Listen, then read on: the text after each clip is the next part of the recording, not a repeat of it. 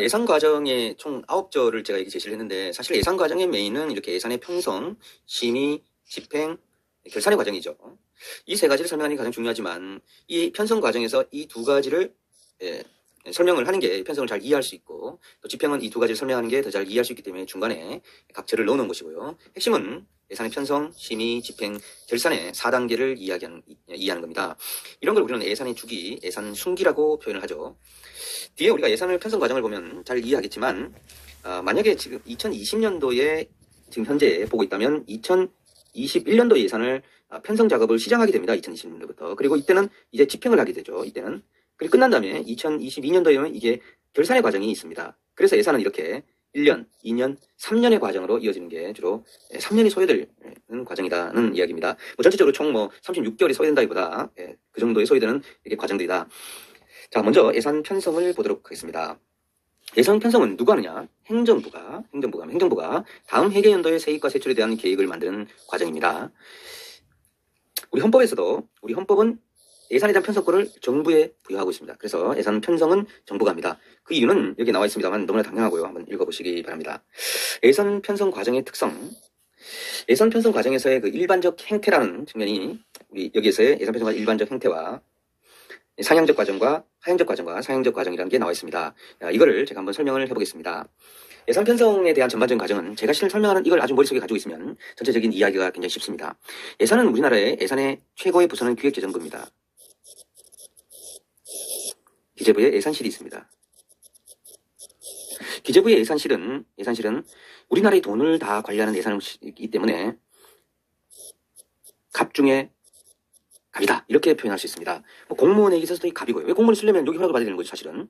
여기 예산 편성을 통과해야 되니까. 공무원의 갑이기도 하지만 사실 국회의원들도 물론 이 예산이 국회를 가서 통과를 해야 됩니다만 실제로 실무에서 일을 해보면 상당히 국회의원들도 본인들이 예산을 증액할 수 없습니다. 예컨대 내가 A 지역구 국회의원이다. 그러면 우리 지역에 지금 정부에서 올라온 예산에 우리 지역에 내가 다리를 놔주기로 했단 말이에요. 1천억짜리. 너무 큰 거. 100억짜리 사업을 하기로 했어요. 이게 안 올라와요. 그럼 내가 이걸 넣어서 할 수는 없잖아요. 그래서 오히려 이 예산실에 우회적으로 압력을 넣어서라도 이걸 좀 돈을 넣도록 하는 이런 것들이 나중에 보면 쪽지 예산이라든지 여러 가지가 있습니다. 이게 너무 약간 농담이었고요. 갑이다. 자, 기재부 예산실이 있고요. 다시 또 아래에 각 부처가 있습니다. 중앙부처. 이렇게 적어봅시다. 국토부, 환경부, 여성부, 이렇게 쭉 부처가 있어요. 그죠? 있죠. 통일부, 다 있습니다. 있죠. 이런 관계 있습니다. 자, 그러면 다시 또 국토부 내에서는 기획실이 있고요. 이 기획실에 예산 담당관 또는 이런 유사한 사람이 있습니다. 유사한 사람이. 또 이 사람은 이 기재부 내에도 각 국이 있겠죠. 실국이 있겠죠. 이 국 내에 다시 또 과가 있겠죠. 이 과 내에 또 각 사무관들이 있겠죠.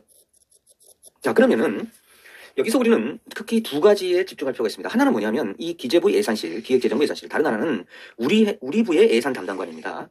우선 우리 부의 예산 담당, 여러분들 예산 담당이라고 했을 때는 지금은 우리나라가 총액을 내려줍니다. 일단 기재부에서 총액 배분. 자, 그러면 금년도 국토부의 예산은 총 50조 내려줍니다. 그러면 기재부 예산 담당관은 그 50조 내에서 배분을 하겠죠. 50조 올려보세요. 그러면 여기 사무관을 과장을 거쳐서 국장을 거쳐서 올라가는 예산은 50조를 오버할까요? 50조가 작을까요? 제 생각에 한 60조 올라갈까요? 60조. 올라오는 돈 한 60조 정도 될 겁니다. 그러면 이 사람은 예산 담당관은 이 60조에 대한 돈을 50조를 깎아내려야 되죠. 그래서 여기서 올라오는 이 상향적 과정에서 이 예산 담당관은 어떤 통제를 하게 되죠. 근데 그러면 이 사람 굉장히 힘이 센 것 같죠. 하지만 이 예산 담당관은 또 어디 가서 빌어야 돼요. 어디 가서 빌어야 되냐면 이 기재부 가서 빌어야 돼요. 기재부가 이 50조를 내려보내주면서 전혀 통제를 안 하는 것 같지만 사실은 50조를 내려주면서 기재부는 또 뭐예요? 위험은 어디가 있습니까? BH 대통령이 또 국정지표가 있잖아요. 거기서 해야 되는 형태로 예산을 써야 되는데 예산 담당관이 올린 걸 보니까 이거 좀 다르다. 그럼 기재부가 다시 또 요구를 하는 거예요. 그럼 예산 담당관은 뭐예요? 기재부 가서는 부탁하고 여기서는 힘을 쓰는 이런 양면적 존재하게 된다는 거죠. 자, 그 다음에 기재부 예산실은 이런 50조 각 부처의 돈을 총액을 내려다보내주기도 하지만 예산의 지침을 내려주죠. 그래서 이건 탑다운, 하향식으로 시킵니다. 그러면 다시 밑에서 받아서 상향적으로 올라가는 과정이잖아요. 이런 과정들이 반복된다는 거죠. 이게 거기에 서여져 있는 내용들입니다. 예산 편성의 일반적 행태. 여기 보면 예산 편성의 과정 일반적 행태는 정부 정책 차원에서 자원 배분의 효율성과 개별 사업의 수행자 입장에서 정부 정책 차원의 자원 배분 효율성은 누가 해야죠? 기재부가. 개별 사업 수행자 입장에서는 누구죠? 각 부처의 사업자죠. 사업의 중요성이 충돌하는 과정의 연속입니다. 따라서 여러 가지 방식의 제도하여 이러한 대립적인 견해들을 조율할 수 있는 방안이 예산 편성 과정의 절차라고 볼 수 있습니다. 이러한 절차는 크게 하향적이고 거시적 측면에서의 과정과 상향적이고 미시적 측면에서의 과정이 있다. 아까 봤던 이게 상향적이고 좀 미시적이지만 이건 하향적이고 거시적이다. 이런 이야기입니다. 자, 하향적 과정과 과정이 있죠. 뭐 이거는 뚝뚝 총액 규모와 배분에 대한 기본적인 방향을 틀을 누가 하향적 방향성이 결정하고 각 부처에서 하다라는 겁니다. 상향적 과정은 각 부처에서 요구한 예산을 중앙예산에 취합하여 조정하는 과정을 말한다. 우리나라는 2004년부터 총액 배분 자율편성 예산제도를 통하여 탑다운 예산제도라고 부르기도 하는데 이걸 일단 시행하고 있어요. 아까 말했던 위에서 내려옵니다. 예산을 일단 50조를 주는 거죠. 각 부처에 똑같이 50조 주는 거 아닙니다. 매년 50조 주는 게 아니고 일단 그렇게 돈을 주고 내려온다. 자, 예산 편성의 절차입니다. 예산 편성 절차는 일단 회계연도 개시 120일 전까지 우리가 국회에 제출해야 돼요. 우리 헌법은 이거 이건 알고 있죠, 여러분. 우리 헌법은 90일 전까지 하도록 되어 있습니다. 근데 국가재정법에서 더 당겨서 120일 전으로 당겼어요. 그럼 이 헌법 위배냐? 이 헌법 위배가 아니라 헌법보다 더 국민을 위한 것으로 했기 때문에 헌법 위반이 아닙니다. 예. 이해하시겠죠? 우리 헌법은 90일 전까지 국회에 제출해라. 그래서 회계연도 종계 90일 전까지. 근데 국가재정법에서는 아니다. 120일 전까지 제출하라고 그랬습니다. 그러면 120일 전까지 제출하지 않으면 국가재정법 위반이고 90일 전까지 제출하면 헌법 위반이죠. 그죠? 일단은 그래서 당연히 120일 전에 제출해야 됩니다. 그런데 왜 우리 헌법에 있는 거 이렇게 익스텐션 했습니까? 이거는 이렇게 늘리는 게 국민의 권익을 더 보호하는 것이기 때문에 위헌이 아니라는 겁니다. 이해하시겠죠? 자, 국가재정운용계획 수립 지침의 통보. 자, 우리 지금 예산 편성의 절차를 쭉 보는데 그 순서가 이렇다는 거예요. 먼저 국가재정운용계획 수립 지침을 기재부가 통보를 합니다. 누구에게? 각 중앙부서의 장에게, 각 부처에. 언제? 전년도 12월 31일까지. 예. 그러니까 2021년도 예산을 편성한다면은 이미 2020년 전년도 당해 회계연도의 전년도, 그러니까 지금 회계연도의 전년도, 그러니까 2020년이 아닌 전년, 2019년 12월 31일까지 일단 제출해야 됩니다. 그럼 맨 먼저 시작하는 게 국가재정운용계획이죠. 국가재정운용계획이란 뭐냐면 뒤에 우리가 별도로 우리 국가재정운용계획을 배우게 됩니다. 향후 5년간을 대상으로 국가의 중기적인 재정계획서를 만드는 거예요. 그러니까 금년도 예산을 편성하기 이전에 니네가 5년 동안 앞으로 뭐 할지를 먼저 생각해보라는 얘기죠. 그게 그 전년도 12월 31일까지 합니다. 그럼 매년 해요. 그래서 연동계획이라고 합니다. 무슨 말이냐면 2020년, 2021년, 2022년, 2023년, 2024년이잖아요. 그죠? 1, 2, 3, 4, 5년이잖아요. 그럼 2020년이 끝났잖아요. 그럼 2021년이 되면 다시 2025년까지 하는 연동계획을 만들고, 끝나면 2026년까지 연동계획을 만들고, 끝나면 2027년까지 계획을 만든다. 이런 게 연동계획이라고 합니다. 금년이 끝나면 하나 익스텐션해서 또 하고, 금년이 끝나면 다시 뒤를 늘려서 하고, 이런 계획서를 만드는 과정을 거쳐나가야 된다는 거죠. 이를 통해서 국가재정운용계획을 만드는 것을 통해서 그 부처가 금년도, 2021년도 예산 편성하는 게 중요한 게 아니라 니네가 지금부터 이때 줘서 2020년도에 이거 2021년도 예산 편성하기 이전에 너네 진짜 장기간 니네 5년간 돈 쓰는 것도 한번 고민해봐라는 거죠. 그래서 이것도 예산과 마찬가지로 120일 전까지 국회에 제출해야 됩니다. 그 다음에 중기사업계획서를 제출한다. 이건 뭐냐면 기재부가 위에 말했던 국가재정운용계획을 만들어 오라 그럽니다. 그러면 각 중앙관서가 각 부처가 1월 31일까지, 그러니까 2달간의 여유를 줬네요. 여기 12월 31일까지 했으니까 이 2달 뒤에 1월 31일까지 당해 연도로부터 5회계연도 이상에 걸친 아까 얘기한 그 국가재정계획을 만들기 위한 이 중앙부처 입장에서는 이게 중기사업계획서입니다. 아시죠? 각 중앙부처가 중기사업계획서를 제출하면 이걸 다 모아가지고 뭐를 만든다? 기재부에서 이 국가재정운용계획서를 만든다는 거죠. 그래서 중기사업계획서를 제출합니다. 그러면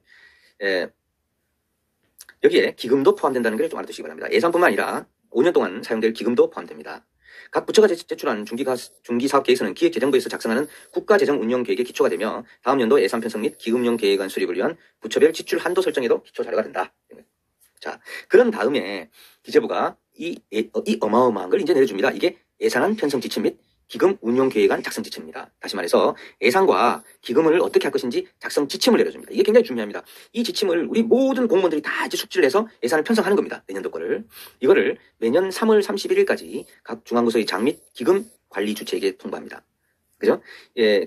그래서 그리고 이 예산 편성 지침도 이 국회가 예산안 편성 지침을 국회 예산 결정 예결 위에 이것도 줘야 돼요. 나중에 보고해야 돼요. 왜냐하면은 국회 예결위가 이 각 부처의 예산을 볼 때 도대체 얘네들이 무슨 근거로 이걸 만들었지 싶으면 볼 때 기재부에 있는 지침을 봐야지 쉽게 이해할 수 있기 때문에 그렇습니다. 국회가 예산 심의 과정에서 동편성 지침을 참고하기 위함이다. 자, 이렇게 예산 편성 지침을 통과하면 한편 봅시다. 총액배분 자율편성 제도의 실시로 인하여 예산안 편성 지침과 기금운용 계획안 작성 지침에 중앙 관서별 지출 한도 및 기금별 지출 한도를 포함하여 통과해. 당연하겠죠. 이제 아까 얘기했던 국토부 50억 어디 얼마 이런 걸 총액을 지출 한도를 이제 포함하여 통보를 해줍니다. 그러면 이제 각 부처에서 움직이기 시작합니다. 각 부처는 예산 요구서를 작성하고 또 기금 운용 계획안을 작성합니다. 언제까지? 5월 31일까지. 장관은 기획재정부 예산 요구서, 기금운영계획안, 국가재정운영계획을 조정하게 됩니다. 결국 6월부터 본격적인 조정 작업이 기획재정부에서 들어가게 됩니다. 그러면 기획재정부 예산실은 2월부터 바쁘겠죠. 통상 각 부처에서 제출한 예산 요구서는 기획재정부에서 삭감될 것을 감안하여 과도하게 제출하는 경우가 있었으나 이제 그런 게 없다는 거예요. 왜? 총액배분 자율편성 예상제도가 도입되면서 이러한 점은 개선되었다. 왜냐하면 그 총액 내에서 아까 얘기한 국토부 50조 내에서 국토부는 50조를 못 벗어나는 거죠. 그 안에서 올라야 되기 때문에. 그러나 however 기획재정부의 간섭은 여전하다고 느끼기 나타났다. 왜 그럴까요? 이 안에서는 50조 안에서 하지만 기재부는 자꾸 이 안에서의 내용 중에서 어떤 중점적인 사항을 더 투자하지 않느냐는 걸 자꾸 통제하려고 그래요. 예를 들어서 에너지 전환 정책이니까 각 부처별로 니 에너지 전환 정책 좀 더 해라. 그죠? 뭐 이명박 정부 때는 야 4대강 쪽에 뭔가 좀 더 넣어봐 이렇게 자꾸 얘기하기 때문에 그게 어떤 간섭으로 느껴진다. 자, 그 다음에 정부 예산안과 기금운영계획안, 국가재정운영관이 이제 드디어 국회에 제출합니다. 국민 심의를 거쳐서 대통령 승인을 받아야 되겠고요. 이건 아까 봤던 회계연도 개시 120일 전까지니까 9월 3일까지 제출해야 됩니다. 9월 3일이라는 것도 알아두시기 바랍니다. 정부가 이제 국회에 제출하는 거는 이 다양한 이런 것들이 포함되어 있다고 알아주실 필요가 있습니다. 예산안은 예산 총칙, 세입, 세출 예산, 계속비, 명시 이월비와 국고 채무 부담에는 5개 부분으로 구성되어 있습니다.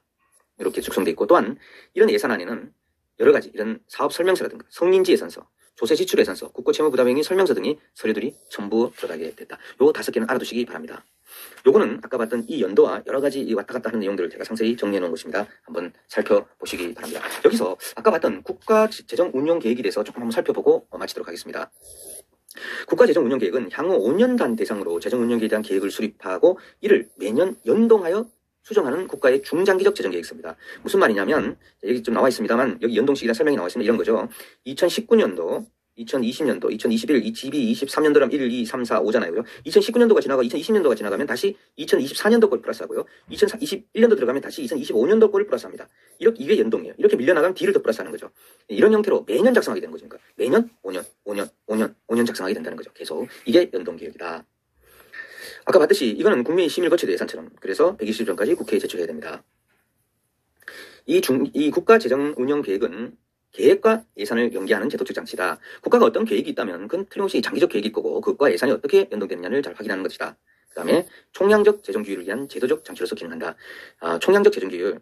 다시 말해서 우리나라가 향후 5년간 어느 정도의 재정의 총량이 필요하고 얼마를 벌여들여야 되고 세입으로 그런 걸 어떻게 배분해야 되고 이런 배분적 효율성도 생각하고 있는 것들이다. 결국은 국가재정운영계획은 앞으로 5년간 쓰는 계획입니다. 어떨까요, 여러분? 말은 이래도 별로 실효성은 없다고 저는 개인적으로 생각합니다. 제 개인적 생각일지 몰라도. 자, 그다음 절차. 국가재정운영계획은 다음 단계를 거쳐 국회에 제출한다. 우리에게 다 봤습니다. 그죠? 아까 앞에서 일단 회계연도에서 120일 전까지 국회에 제출하고 매년 1월 30일까지 재정부에 제출하고. 예. 그 다음에 다른 거다 이게 120일 전까지 예산서와 함께 국회에 제출하고 이 정도만 알면 되겠습니다. 여기는 예산뿐만 아니라 기금도 포함된다 그랬죠. 기금이 포함됩니다. 알아주시고 기금이 포함되고 국가의 다양한 목표 이런 것들이 결정되어 있다. 여기 내용을 상세히는 알 필요는 없습니다. 여기까지 하겠습니다.